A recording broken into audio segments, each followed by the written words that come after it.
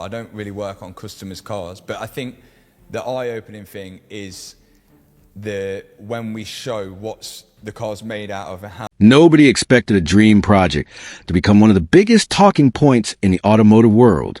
What started as an ambitious attempt to save a multi-million-dollar Bugatti soon turned into a heated debate that divided millions of car fans across YouTube and social media. A crashed Bugatti Chiron Per Sport, a repair bill worth nearly $2 million, a famous YouTube builder, and a custom body kit reportedly costing around $700,000. Those ingredients sound like the perfect recipe for an unforgettable success story. Instead, they created a controversy that refused to disappear. Some viewers called the finished car bold and revolutionary, while many others described it as one of the most disappointing transformations they had ever seen. Questions quickly spread across the internet. Did the customization company really deliver what was promised? Was the enormous price actually justified? Or had everyone involved simply taken on a project that was almost impossible to complete successfully? These questions became even louder because millions of people had followed the rebuild from the very beginning. Every step of the journey had built excitement, and every update raised expectations higher than before. When the final result finally appeared, people expected to witness automotive history. Instead, they found themselves arguing over design choices, panel fitment, engineering decisions, and whether so much money had produced enough value. Suddenly, this was no longer just another YouTube rebuild. It had become a story about ambition, pressure, public expectations, and the risks that come with trying something no one has attempted before. At the center of it all stood Matt Armstrong, a creator known for taking on challenges that many professionals would avoid. His reputation had grown because he repeatedly proved that damaged supercars could be brought back to life through skill, determination, and creative problem-solving. Viewers trusted him because they had seen impossible projects become incredible success stories in the past.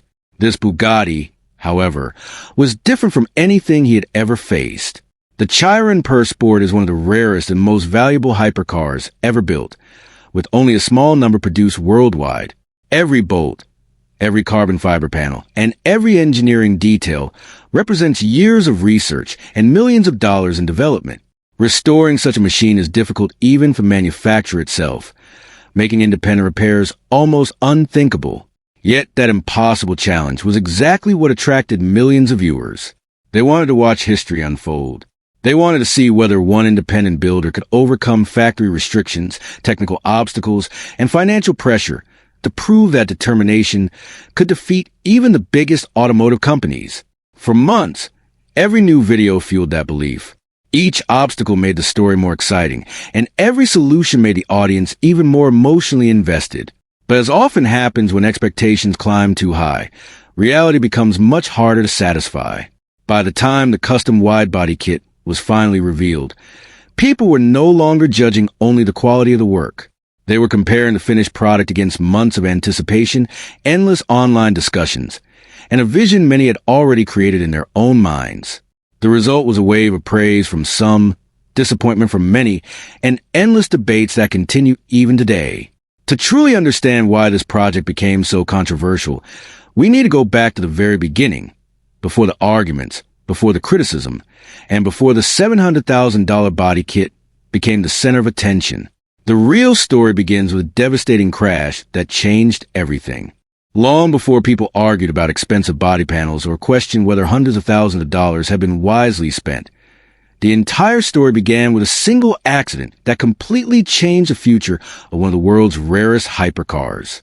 The Bugatti Chiron Per Sport owned by Alex Gonzalez was involved in a serious rear-end collision that left the car badly damaged.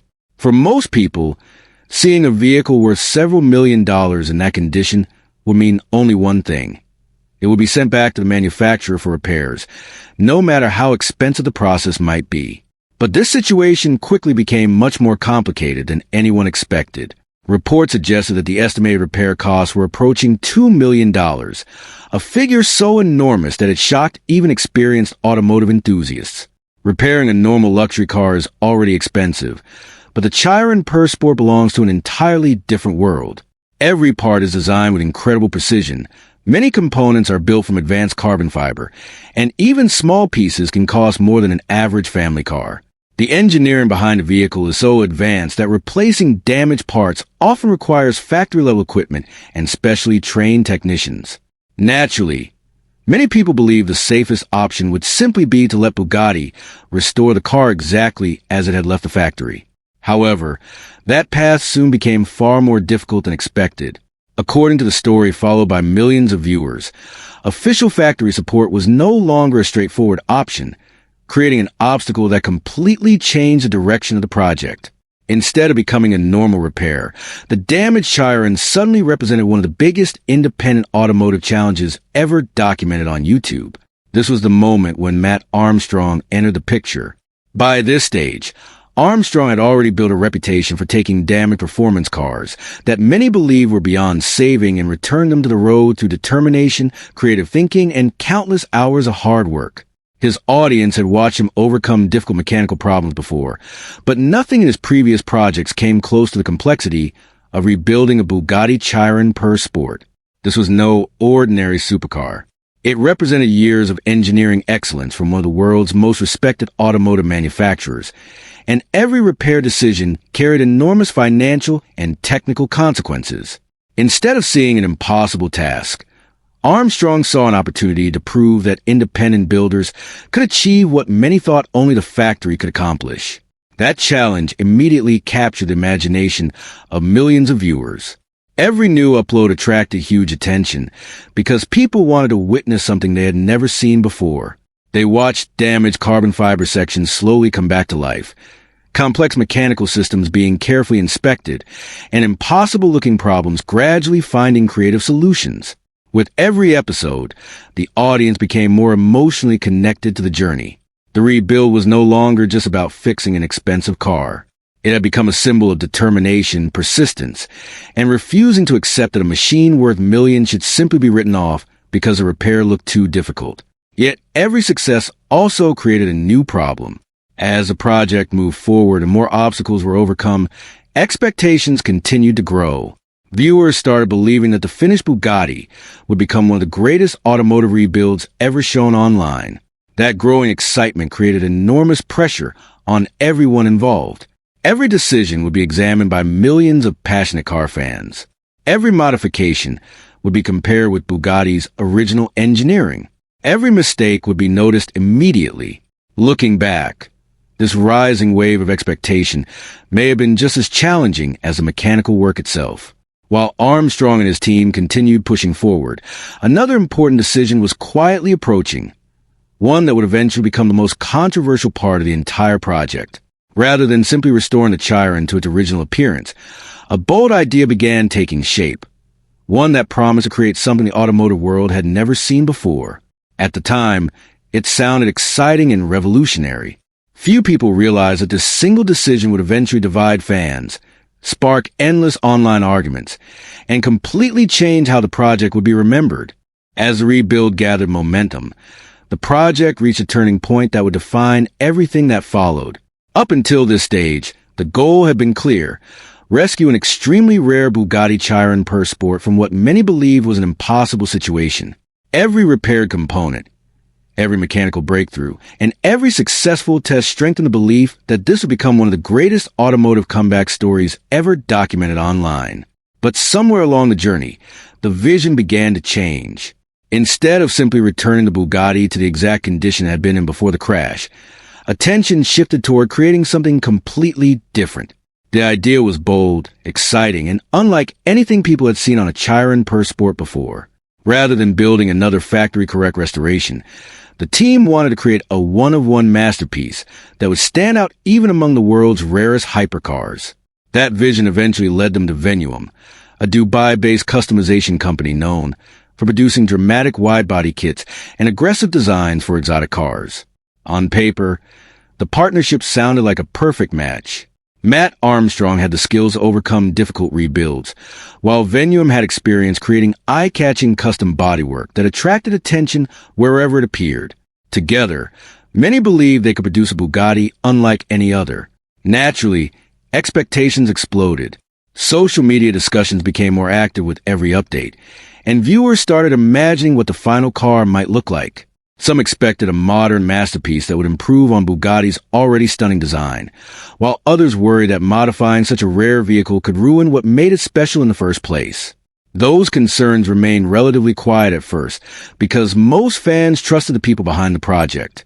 After all, ambitious ideas often look risky before they become successful. As more information slowly emerged, however, automotive enthusiasts began noticing something important.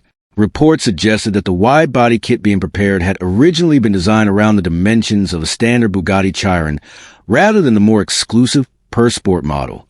To someone unfamiliar with hypercars, that difference might seem small.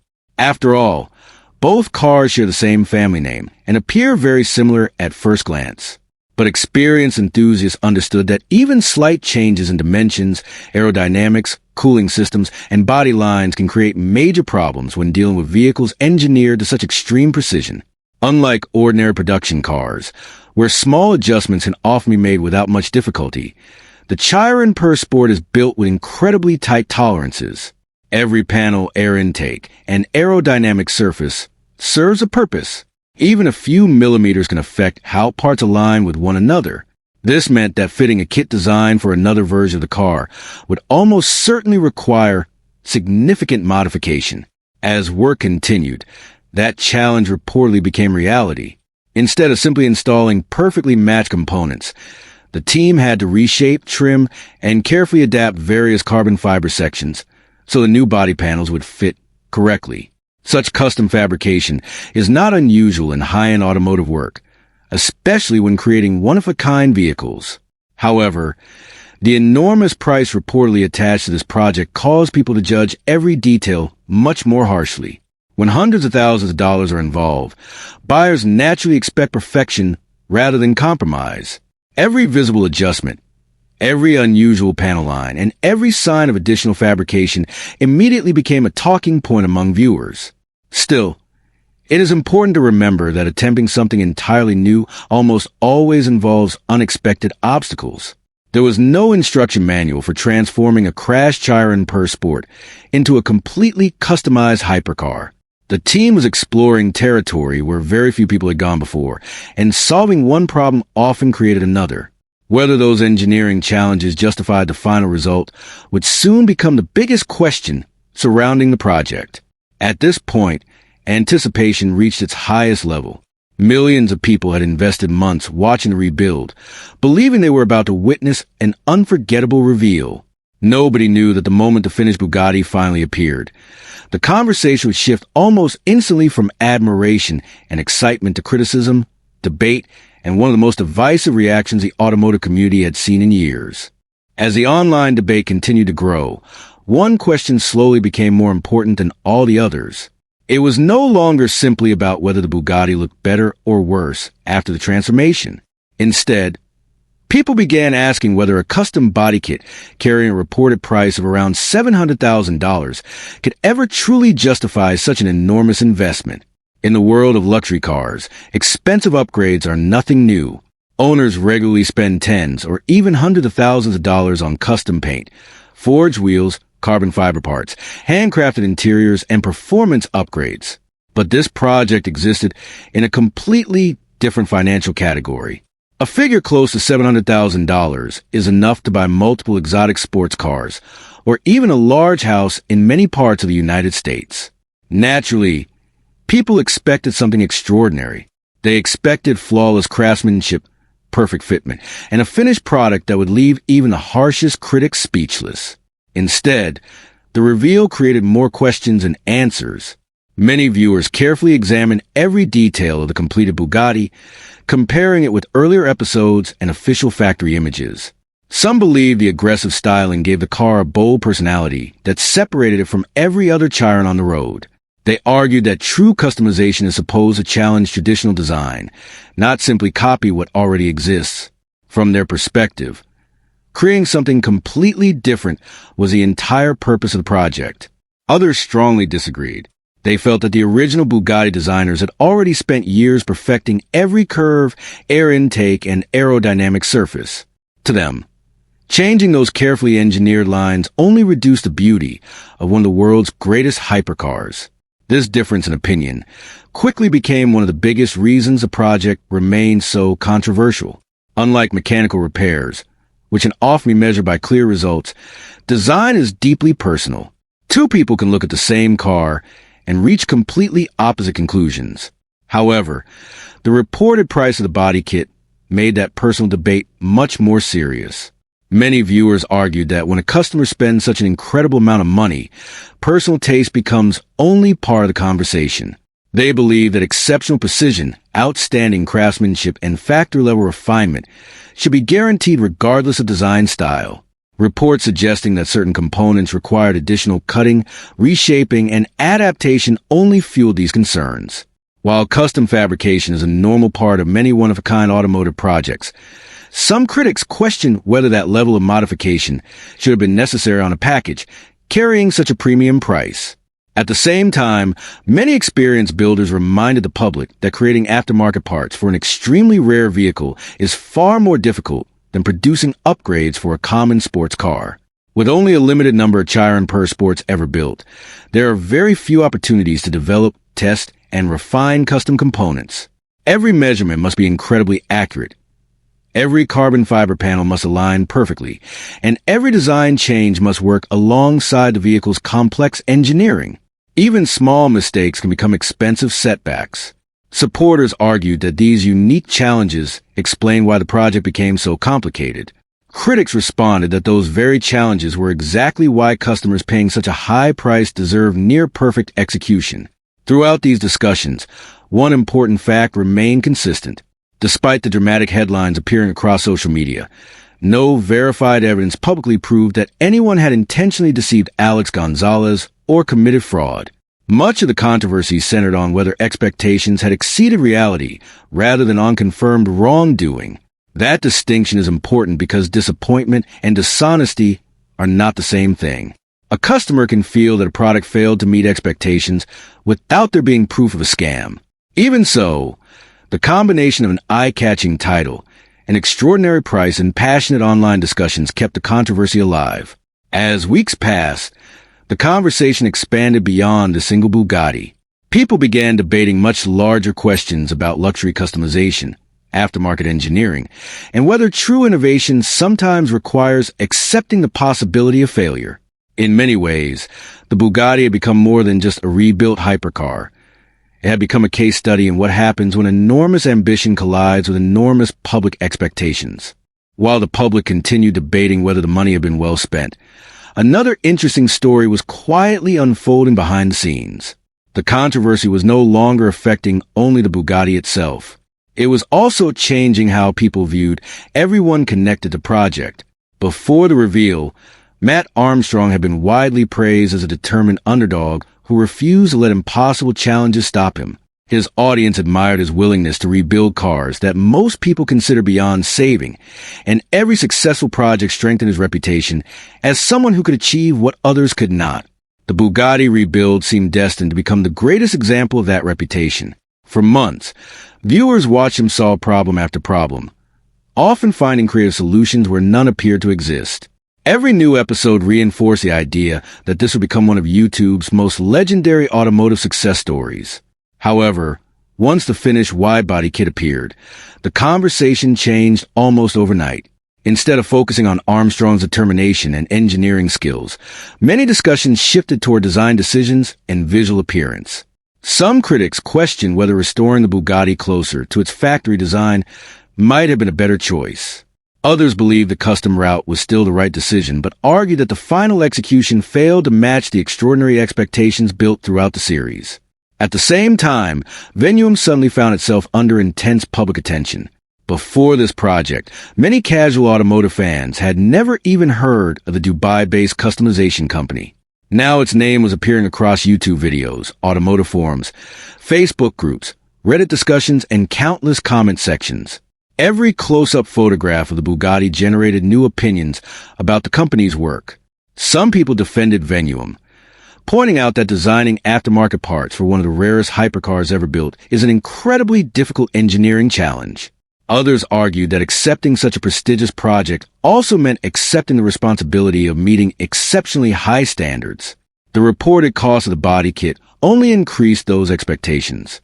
Once a project reaches a price level that most people can hardly imagine, every detail comes under a microscope. Even small imperfections begin attracting enormous attention because viewers naturally expect perfection when so much money is involved. Another reason the debate lasted so long was that different groups judged the project using completely different standards. Some focused almost entirely on appearance. If they liked the aggressive styling, they considered the project successful. If they disliked the design, they viewed it as a failure regardless of the engineering involved. Others cared more about the technical achievement itself. They admired the fact that a heavily damaged Bugatti Chiron per Sport had been returned to the road despite the obstacles standing in the team's way.